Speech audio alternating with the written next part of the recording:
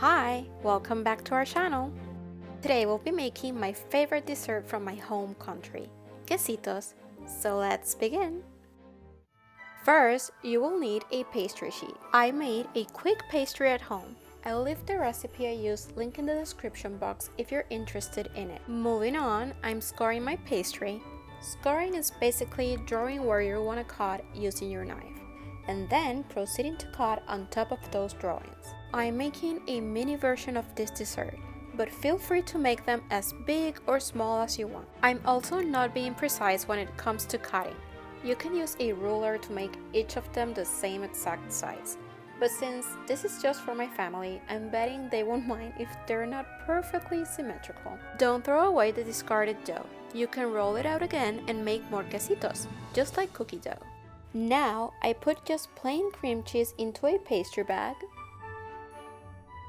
and I'm gently squeezing the cream cheese, which is the filling of the pastry, into the little squares we just cut. I'm filling it diagonally, in order to make the traditional quesito shape when I close it.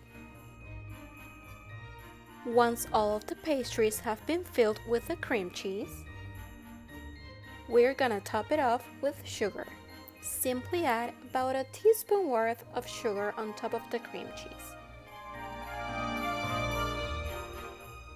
Now for the most important part, closing the quesitos. I'm grabbing two corners of the pastry and wrapping it up by placing one of the corners halfway in the quesito and placing the second one over the first, stretching almost all the way back. Now place the quesito in a baking sheet lined with parchment paper and repeat the process with the rest of the quesitos.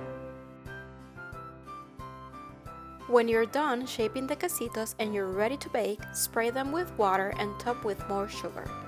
This will give it an extra crunch.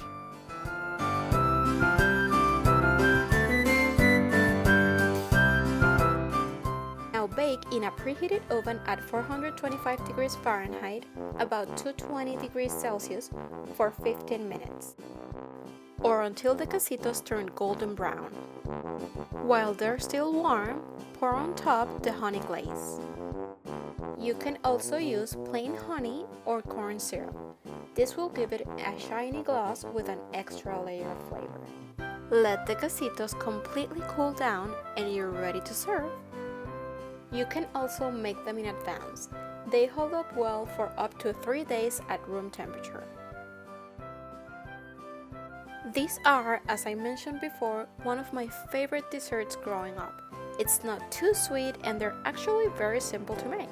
You can adjust the ingredients according to the size and quantity you want to make easily, and they're perfect for parties as you can make them ahead of time. Well, I hope you tried this recipe. Thank you so much for watching. See you in the next video. Bye!